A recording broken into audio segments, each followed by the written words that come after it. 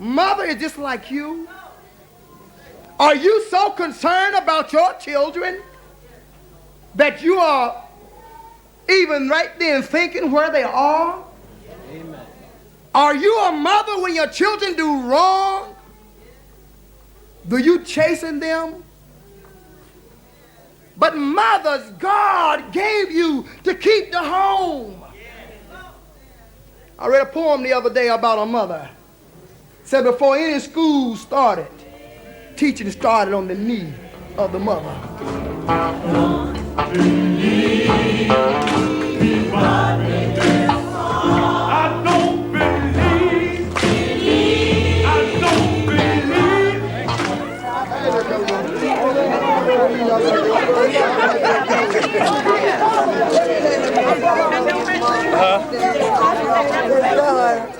I often talk about you and the drummer. Listen, young man. Yep. Where you going, buddy? Listen, young man. I love it.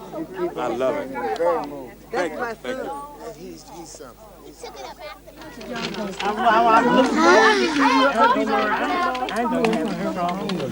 Hello, Ebony. Don't you hear somebody calling you?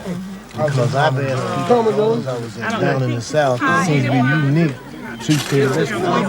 And I got a piece of dough that I keep in my refrigerator that my mother needed in the sweet potato biscuits that I keep wrapped in tin foil. And that's what I have with Mama. I saved it and carried it from place to place to place. The needed dough. Tin foil. And every time I move, I put it in the freezer. That's what you have in your Ice cream. I remember.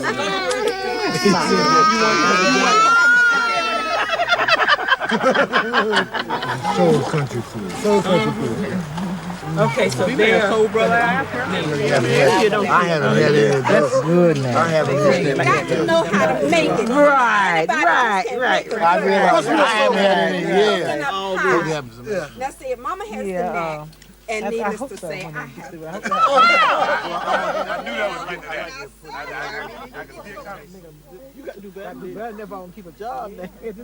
See, Otis couldn't do no better. He had to keep it. Sure did. But this man can. Today was a very special day for me. My mother's been dead. This is 1984. She's been dead now 11 years. And today was a very poignant and sentimental day for me as I listened to this wonderful young minister preach not only about my mother, but also he reminded me of things that I used to put my parents through when I was very young. But it also exemplified, and I was very proud of this, the music that I grew up in. There was great music in that church today. And they also had drums, which was something very special to me, and electric bass and the choir and the wonderful singing, and the church has, as we all know in the world, has been the fountainhead. And actually the school, the music school, if you will, of some of the greatest artists that America has produced, such as Mahalia Jackson and on up and through to Aretha Franklin, and as well as Michael Jackson and people like that. They all these roots come from our religious background, and today we heard, and I especially I was overwhelmed with thankfulness and joy today, because this is where I come from, and this is if there's anything musical about me, its roots started in this kind of environment and in the church, Mount Carmel Baptist Church.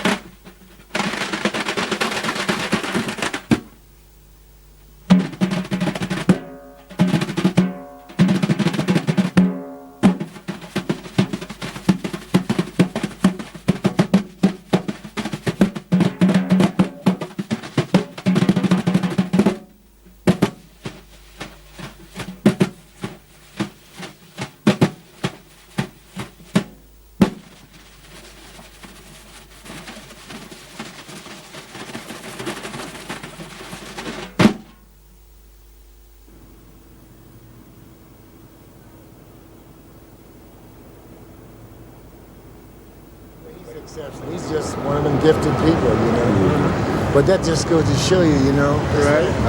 Even though nobody's teaching this music formally, somewhere it's coming from. You know what I'm saying? Somewhere's coming from somewhere. He's a big shot in the arm for jazz. That's right. Oh yeah, he has already. People like me, you know, who's wrong. He used to follow behind Max and them. Yeah. He's good, yeah, he's one of the good ones. Yeah, Brooklyn produced some heavy. Cecil Payne, Ernie Henry. Right. I remember when his old man wouldn't let him out the candy store to go jam with us. He had to pour soda. Remember that? Sunday Avenue. Yeah.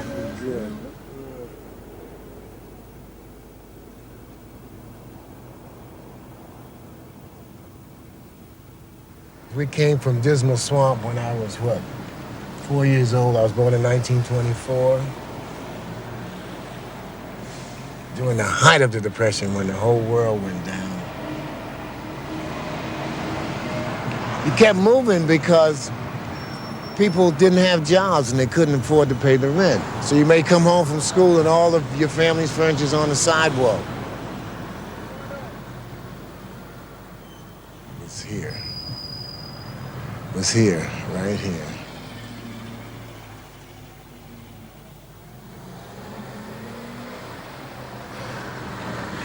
And the top floor was where we could find an apartment.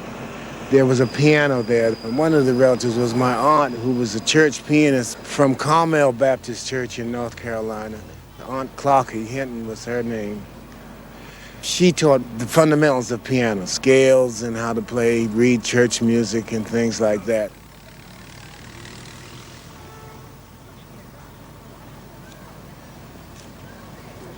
Yeah, this is where I got my first drum kit. We would have a ball, open up the windows and just go crazy. I could hear Perry, he could hear me. I was a Chick Webb, he was the Joe Jones. Can you imagine that? When the neighbors would come and say, Mrs. Roach, please, your son is just driving us all crazy, she'd run away from the house and say, at least he's not in the street, maybe like your son.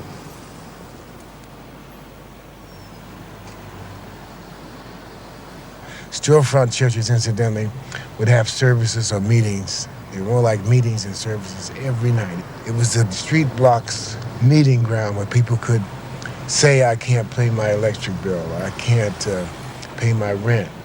And people would bandy together and put a few pennies together.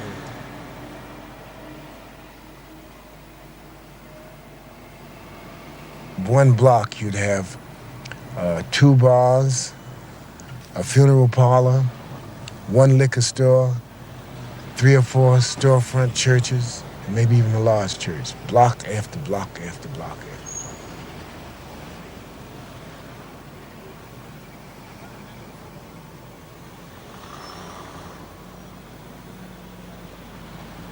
That's the community. The community was basically that. I named them all, then funeral homes, churches. I have to put these together, bars, whiskey stores, and numbers and drugs.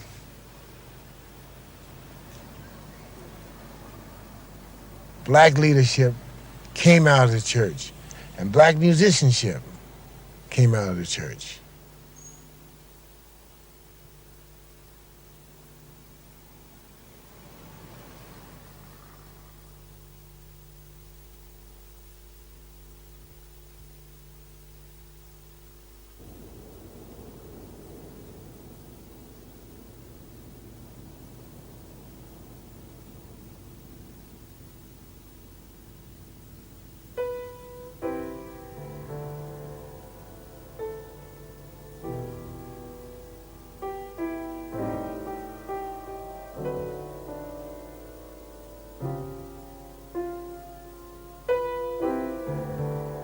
Me,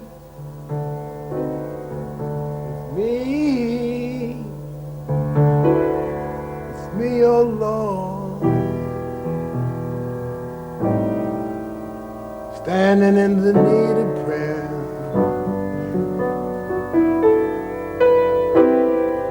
I say it's me,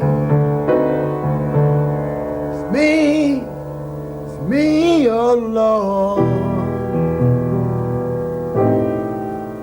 standing in the need of prayer. Not my mother, not my father, it's me, oh Lord, standing in the need of prayer.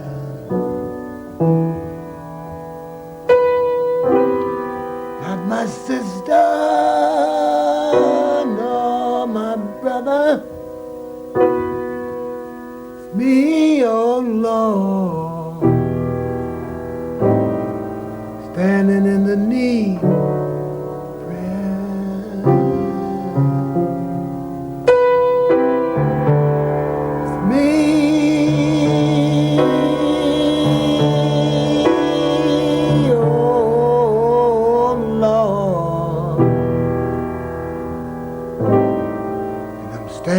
in the knee.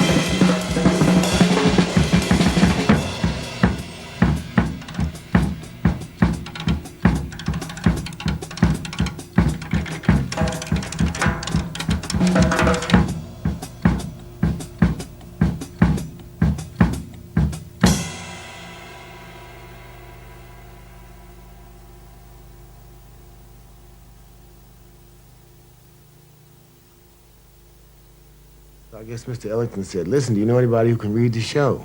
Because now it's the war. Many of the heavyweights in the Army, like Joe Jones and Sidney Catlett and them. So he called me. And I went to the New York Paramount.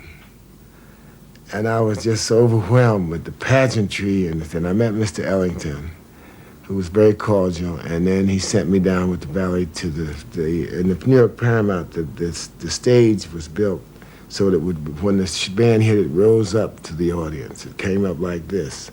And Duke Ellinger's band was set up kind of like a pyramid. The drummer was at the apex, and Mr. Ellington was down there where everybody could see him. And they had a show out there. And of course, Sonny Greer had everything in the world as a kit in his drum set. He had mallet instruments, chimes, timpani, drums. And when I got down there in that pit before the orchestra and looked through for drum music, there wasn't a sheet of music anywhere in sight. I was scared to death because I couldn't do anything but read music really at that time. And I began to look at Cootie Williams and all these great people, and they just are just there. I guess they were saying, I wonder why the boss got this kid, you know. Anyway, I was panicked. So Mr. Ellington now comes on stage, and everybody's set now before the stage rises up to the audience. And he must have looked up at me and seen the panic in my face, and he smiled and said, all you have to do is keep one eye on me and one eye on the act, and everything will be all right. And I realized he was a great conductor because I did that, and he just gave me everything just a minute before what happened out there on that stage. Victor said to us, tomorrow night I'm going to bring down here the world's greatest musician. Okay, you know, we've been jamming now with Praz and everybody else, but Victor lived in Harlem. He played cornet and violin. Good musician. And so the next night, sure enough, he brought down Charlie Parker, unassuming, you know, nobody you just look at. And during the jam session part between shows, when Bird came in to play with us, he played Cherokee. And he turned around to the rhythm section and asked for stop time, you know, like bop, diddle-diddle-diddle-diddle, and it was fast, diddle-diddle-diddle-diddle. Well, you know, we ran through it, but I don't think any of us realized what happened at that moment, or what was happening that moment. And then Charlie Parker went back to Kansas City, and then we heard those first records that came from Jay McShann, like Hootie Blues and those things. And then we began to say, wow, you know, something new is happening. The funny thing about Charlie Parker, at least from what I observed, was that he seemed to me to have realized that he had accomplished something. So even though he was young, life was always at a party. You know, everything was let's drink and be happy and be merry. Because when Miles and I were working with Charlie Parker, we would practice all day to get ready for this gentleman. And he'd come on the stage, and you know, as I say, you work from 9 to 4. So the first set, not too many people are in the club. And so, you know, his first piece would be his warm-up piece. It would be the fastest thing we perform for that night. And it would just destroy Miles and myself. You know, I'd be puffing and blowing. Miles would be, you know, it would just reduce us to nothing. He'd just breeze through it. And the rest of the evening, he would deal with Embraceable You, Slow Boat to China. But that was his way, because he'd hang all night. He'd be out on the town. I'm exclusive now. The drummer on 52nd Street, Kenny Clark, is in Europe, and Shadow Wilson's in, you know, so my head was opening up, big head, so I'd come to the rehearsals a little late. And I remember coming to one rehearsal, the Three Deuces, and Charlie Parker was sitting on the drums, and this is the first time I was introduced to what drummers now call separation. And he had a name for everybody. Since we were in the war and I wore these thick horn rim glasses, I was Tojo. And he was sitting behind my drums, and he said, Tojo, can you do this? And he did a quarter note on the bass drum, a Charleston beat on the sock cymbal, a shuffle rhythm on the left hand, and the rhythm, the jazz beat, chick-cha-chang, with the right hand, all at the same time, comfortably, with a saxophone across his lap. It's impossible to do unless you practice it. So I walked up he got up and I walked over to the stage, and I attempted to do it, and I knew I had to practice it, and and now he put me back to where I should have been all the time.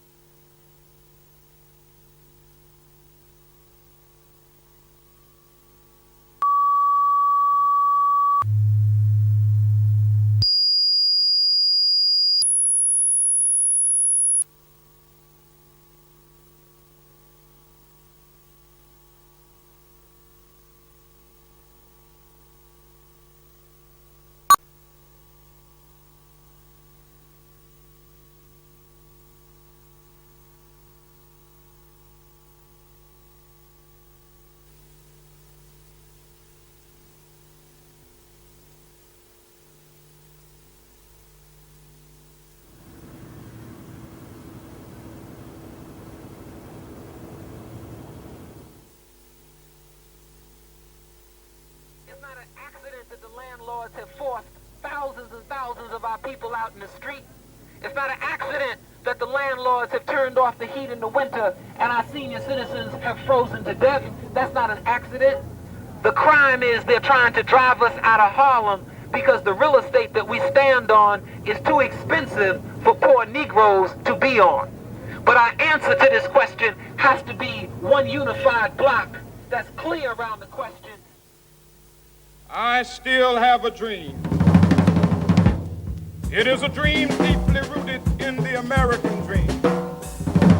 I have a dream that one day this nation will rise up, live out the true meaning of its creed. We hold these truths to be self-evident that all men are created equal.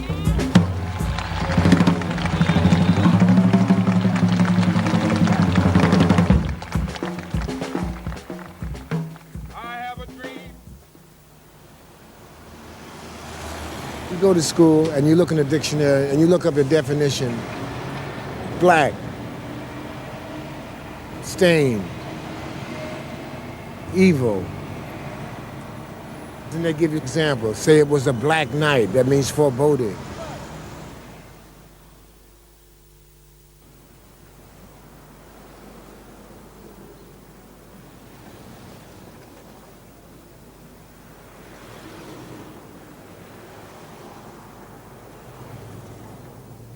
Let freedom ring, and if America is to be a great nation, this must become true. So let freedom ring from the prodigious hilltops of New Hampshire. Let freedom ring from the mighty mountains of New York. Let freedom ring from the hiking Alleghenies of Pennsylvania. Let freedom ring from the snow-capped Rockies of Colorado.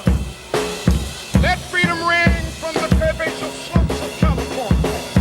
Not only that, let freedom ring from Stone Mountain of Georgia.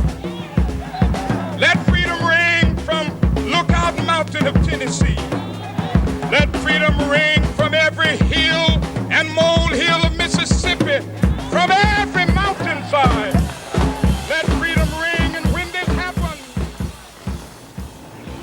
Malcolm X, live like him, dare to struggle, dare to win. Malcolm X, live like him, dare to struggle, dare to win. Malcolm X, live like him.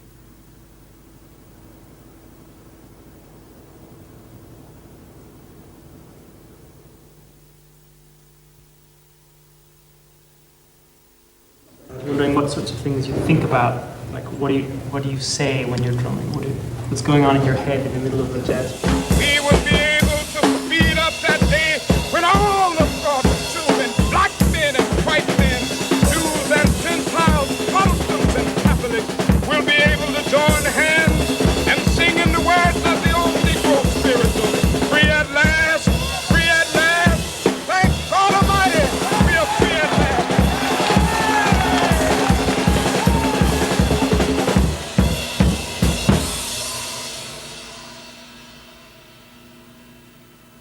There should be some kind of a dialogue that you set up. That means that in your playing, you set up phrases that have sentences. You ask yourself questions. You answer yourself. So it's just not just rattling on and on and on and on and on. Even a pianist, anybody in the world who does that. It's more like you learn how to breathe, quote unquote, on these instruments that you don't have to breathe in. A phrase, a group of sentences make a paragraph and has a story, and the story is the character of the piece itself. Each piece has some kind of mood to it that you can't, as I said earlier, if you're playing a nice quiet thing and then the drummer comes in with some great big clubs and starts banging and drowns out everything, that's just out of place. You just would not do that. You have to say, okay, I'll play softly in the character, but when you say communication, it's like a conversation, even in the solo that you set up with yourself. You play a phrase, you respond to the phrase, you make a statement, you respond to the statement, and you try to create an overall little story. And as a composer, because another unique thing about this improvisational music is that you are a composer, you're a spontaneous composer. You don't sit down and you You've got so many things that you have developed that immediately it's just like you come and you're meeting a friend and you say hello and you carry a conversation on about what happened last night, what's going on tomorrow, what are you doing tomorrow, what you do yesterday. It just happens like that. It all makes sense. Well, I've got an exam and Jeff Holmes is going to give it to us. I got to do this kind of reading. I have to do this and that and the other. What do you think? Did you read this chapter? Did you do that? And it all makes sense. There's a story that goes on, that kind of communication.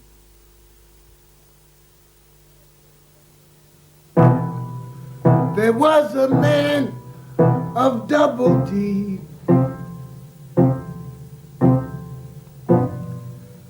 sowed his garden full of seed, and when that seed began to grow, it was a garden full of snow.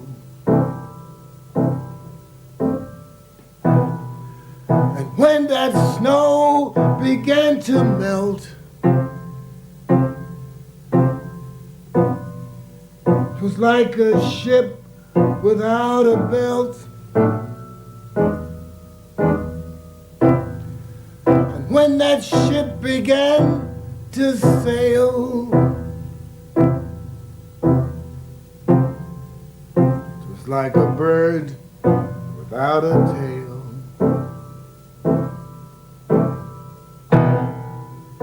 When that bird began to fly, it was like an eagle in the sky. And when the sky began to roar, it was like a lion at the door.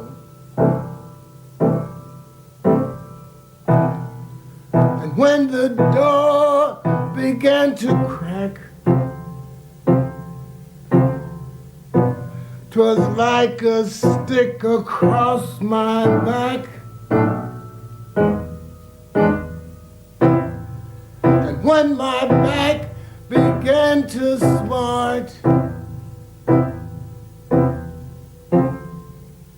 'twas like a penknife in my heart. When my heart began to bleed, 'twas death, and death indeed.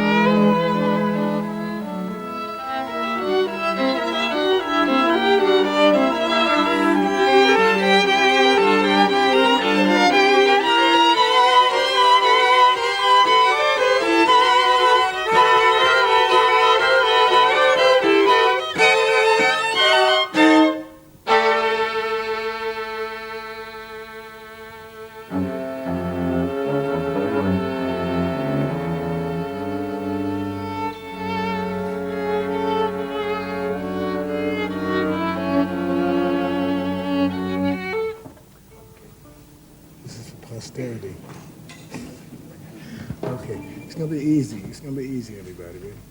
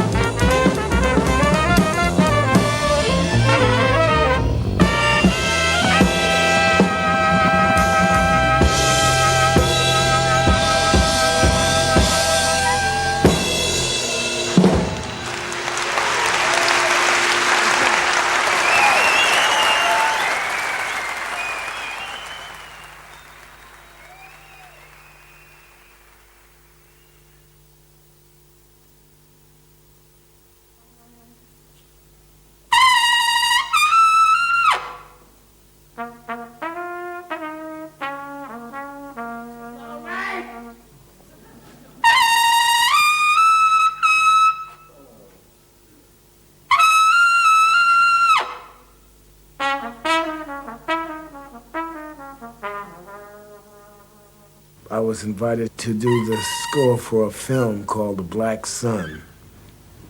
It was a story about a black GI who caught some white GIs. He was an MP, military policeman. He caught some white GIs, American soldiers that is, selling contraband weapons to some insurgent Japanese. And in trying to arrest them, a fight starts. He kills these men, but he's wounded to the point where he's delirious. And so he, realizing he's a black man who happens to be from the South and that he's killed some white men, he doesn't report it because his mind is that he's back in the United States, and he decides to run. And in his running, he runs into all kinds of strange situations in Japan because he doesn't speak Japanese. But in his mind, they have throwback films of lynchings and things like this and burning people. So what he wants to do is to try to swim over the Pacific to go back home to his mother and the church.